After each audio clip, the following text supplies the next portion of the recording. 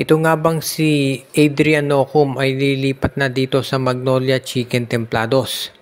Si Adrian Nocum ay isa doon sa mga top point guards ngayon sa PBA at marami naniniwala na siya ay pwedeng-pwede talaga na makatulong dito sa kanilang roster. At alam naman natin na itong si Coach L.A. Tenorio ay palagi yan nakaabang doon sa mga talents na pwedeng maidagdag dito sa Magnolia para lalo silang lumakas. At kung sakasakali nga na makuha nila itong si Adrian Nocum, hindi magiging problema rotation dyan dahil alam natin magaling magbalanse ng tao itong si Coach L.A. Tenorio at sigurado mahahanapan niya ng playing time itong si Nocum. Si Nocum napunta dito sa Magnolia, magiging mas malalim yung rotation nila pagdating dito sa backcourt. Magiging Jerome Lastimosa, Adrian Nocum na yung starter dyan malamang. At off the bench na itong si Paul Lee at si Mark Baroka.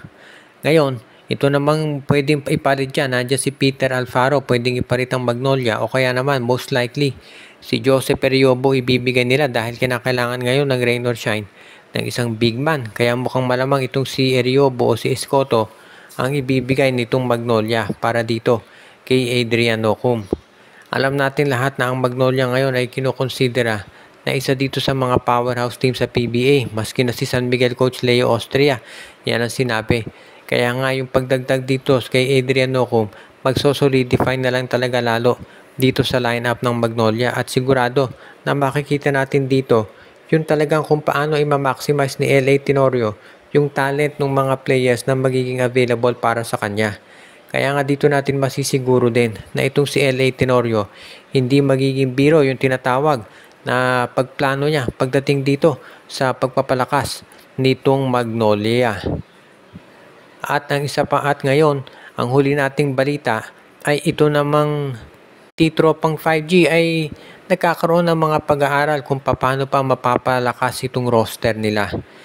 Maganda yung pagkuha nila dito sa free agents na si Kevin Ferrer at itong si Gio Halalon. Pero bukod dyan, pinag-iisipan ngayon nitong TNT kung sino pa bang mga big man ang pwede nilang maidagdag sa lineup dahil doon sa huling game nila nagkaroon ng slight sprain nito si Brandon Rosser. Hindi naman mukhang seryoso pero syempre dahil out for the season na si Poy Eram, medyo mapapaisip na talaga itong si Coach Chot Reyes kung sino pa yung mga players na pwede niyang idagdag na magagamit bilang sentro. Dahil hindi naman biro yung kaimportantehan ng isang center dito sa PBA. Kaya nga, ito talaga ang kinakailangan ngayon nitong si Coach Chot Reyes na gawin. Kung titignan natin kasi yung wingman at itong backcourt ng TNT, kaya na nilang sumabayan kahit kaninong team sa liga. Marami nga nagsasabi, pinakamalaki tsansa nila na maka-Grand Slam.